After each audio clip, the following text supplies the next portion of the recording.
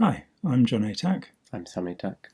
and we are soldiering on, despite the fact we both have a little bit of a cold. Yeah. And I think Sam is suffering more than I am, but I'm the dad. So, You're forcing me to work. yes, as you can see. Yeah. Normal parental roles. Can't complain about it, can you? I'm not. Good. Yeah. I'm glad that wasn't you. Good. This is an Opening Minds presentation, and today we're going to talk about post-traumatic stress disorder, but we're going to talk about it in a particular context. In working with former members of authoritarian groups, I've met hundreds of people who suffer from what is labelled complex post-traumatic stress disorder, which is to say, it was called battle fatigue in World War II, it's called shell shock in World War One.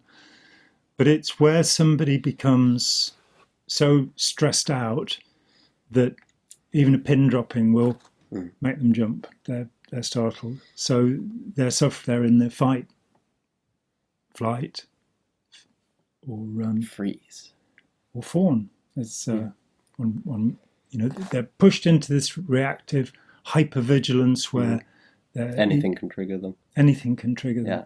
And I'm sorry, what I was just going to list the things that could trigger people.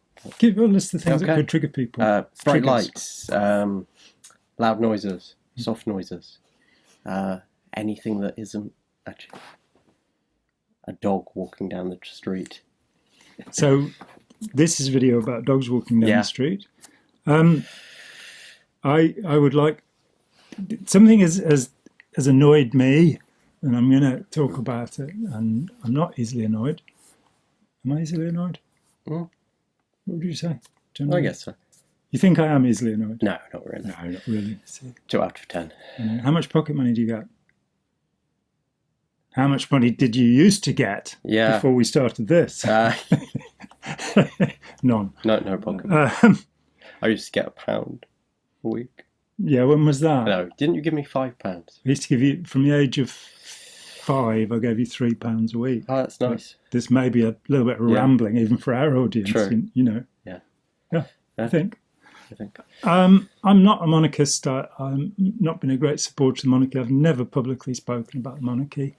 I think they are the best public relations team that the United Kingdom has. And I must say, what's brought this on is I was proud to see what Prince Harry and his wife Meghan, who is the Duchess of Sussex now, what they've done in South Africa.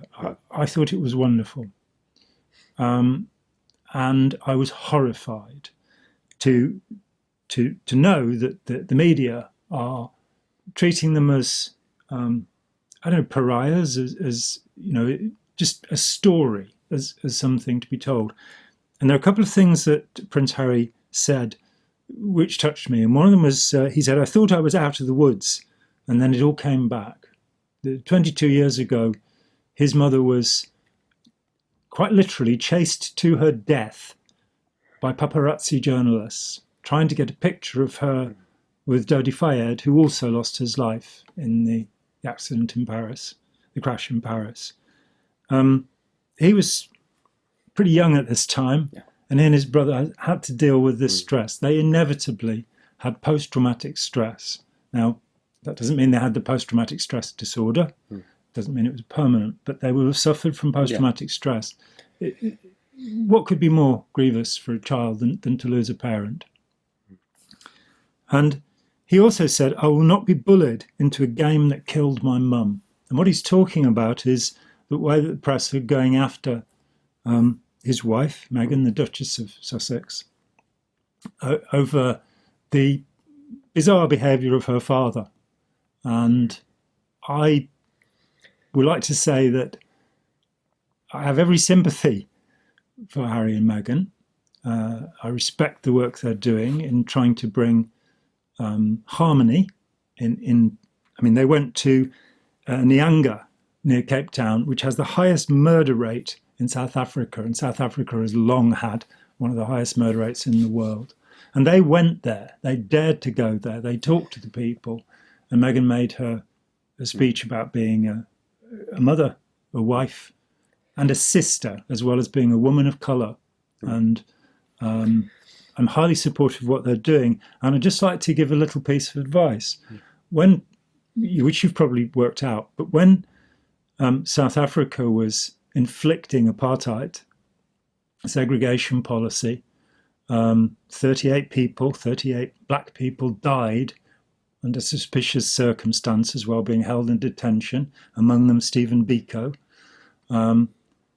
that many of us decided that we would boycott South African goods until apartheid was lifted.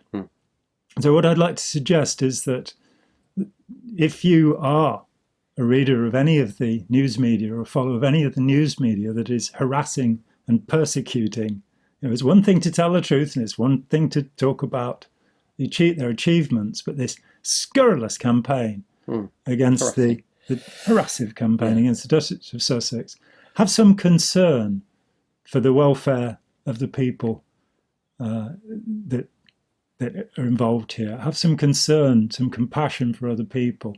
So if you buy a newspaper that is attacking the prince and his wife, I would suggest that you stop buying it. That you, to use a word that came from Ireland, you boycott.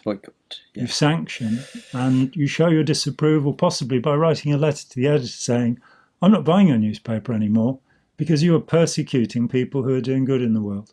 So that's what we have to say about that. I'm John Atack. I'm Sam Atack. And this has been an Opening Minds presentation.